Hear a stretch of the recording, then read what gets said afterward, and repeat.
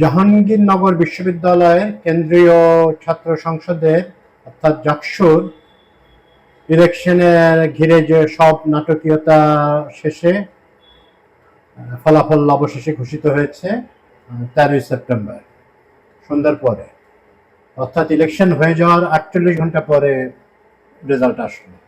Voter ছিল কয়জন? 11,000 something, এবং ভোট দিয়েছেন 8,016 জন। তো 8,016 জনের এই ভোট গুনতে 2 দিন, প্রায় 48 ঘন্টা সময় লাগবে। জাকসুতে যেসব প্রার্থী নির্বাচিত হয়েছেন তাদের সকলকে আমাদের অভিনন্দন। সহসভাপতি পদে আপনারা জানেন যে এই স্টুডেন্টস ইউনিয়নগুলি সভাপতি থাকেন ভিসি মহোদয়। তো সহসভাপতি পদে নির্বাচিত হয়েছেন আব্দুর রশিদ জিতু, যিনি কিনা আমাদের স্বতন্ত্র শিক্ষার্থী সম্মিলন বলে একটি প্যানেল দিয়েছিল, তারা গঠিত করে ওনারা জুলাইয়ের চেতনা মানে রক্ষার জন্য এই সংগঠিত হয়েছেন। আর বাকি অধিকাংশ মানে সেন্টারে অধিকাংশ সিটেই নির্বাচিত হয়েছেন ইসলামিক ছাত্র শিবির সমর্থিত সমন্বিত শিক্ষার্থী প্যানেলে। তো ডাকসুর পরে এই জাকসুতেও ইসলামিক ছাত্র শিবির প্রত্যাশিতভাবে অনেকটা বিজয় পেল।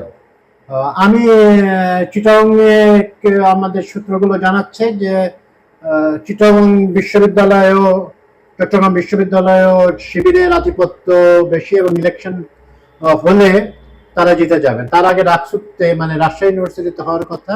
রাকসুত থেকে সূত্রতে বলা হচ্ছে যে রাকসুতেও মানে কলেজ ইউনিভার্সিটি যেখানেই হোক ইসলামিক ছাত্র শিবিরের জয়ের সম্ভাবনা বেশি।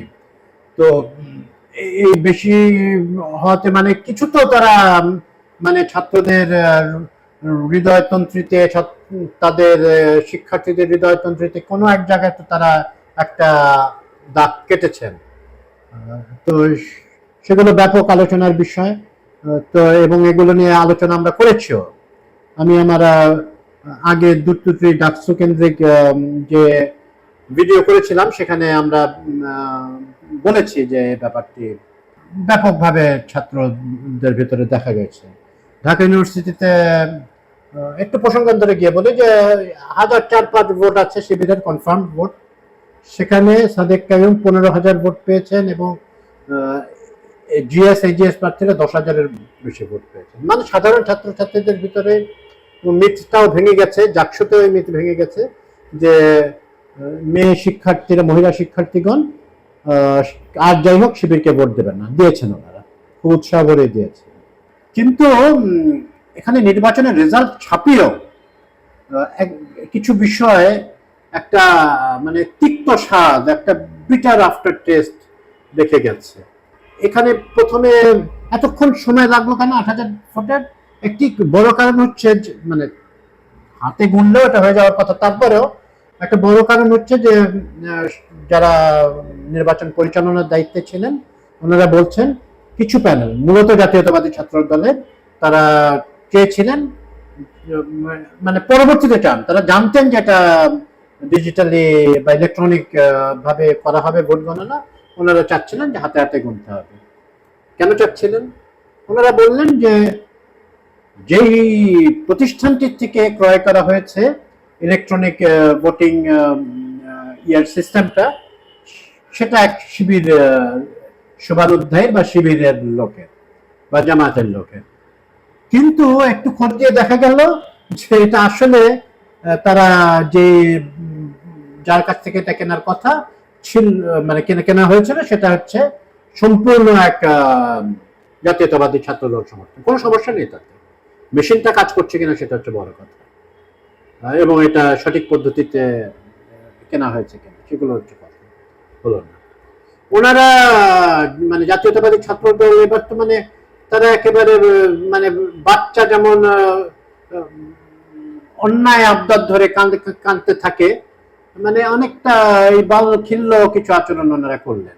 ওনারা একেবারে নির্বাচন যখন বন্ধ হয়ে যাবে, ইলেকশন মানে ভোট টেকিং, ভোট গ্রহণ যখন বন্ধ হয়ে যাবে তার ঘন্টাখানেক আগে ওনারা নির্বাচন বর্জন করে বসলেন। তার সাথে আবার তাহিদের সমমনা কিছু দল, কিছু বামপন্থী, তারা তো আছেনই কিছু, মানে জল ঘোলা করে মাছ শিকারে পারঙ্গম, তো তারা এখানে লাইমলাইটে আসার জন্য তারা ইয়ে করে দেবে। অথচ বিপির মতো সবচেয়ে বড় একটা বিরাট পোস্ট কিন্তু শিবির জিততে পারেনি।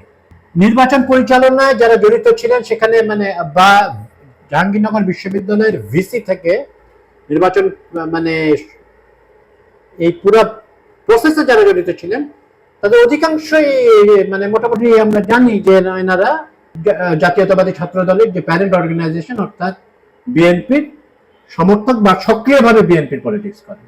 তো ওনারা মিলে এটা মানে নির্বাচন একটা তারা শিবিরকে জিতিয়ে দেবেন এরকমই যেন একটা দাবি তুলছিলেন তারা।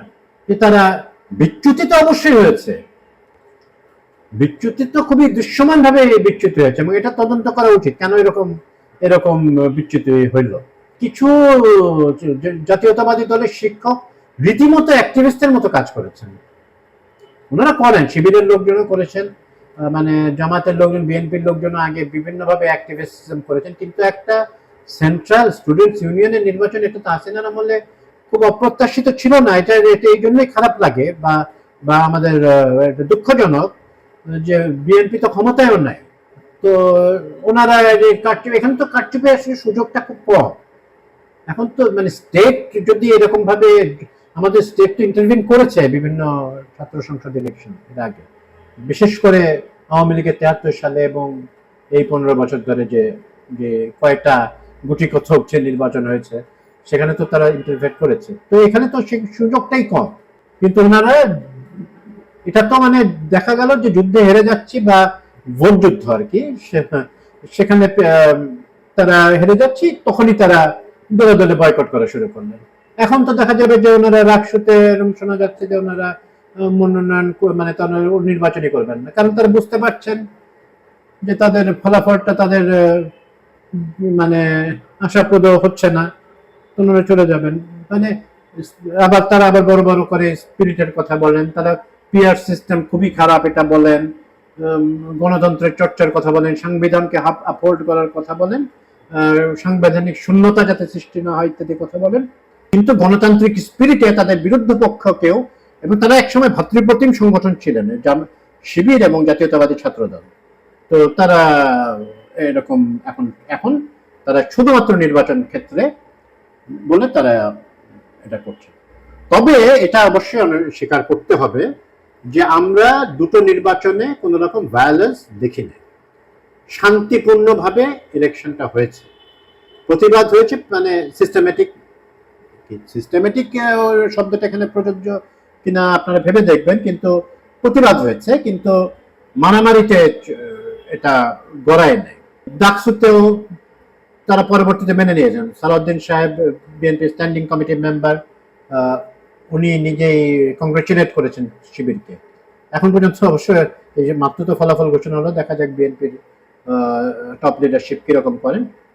এটা তো আগের দিন থেকেই গুজব ছড়িয়ে পড়েছিল যে বিএনপি ম্যানিপুলেট করছে, মানে ইট ওয়াজ বিএনপি যে যারা এটা ম্যানিপুলেট করার চেষ্টা, তাদের বিরুদ্ধে ব্যালট বক্সের ইয়ার কথা শোনা গেছে এবং ভোট ট্যাম্পারিং এর জন্য লোকজন, বাইরের লোকজন এখানে এসেছিলেন এরকমও শোনা গেছে।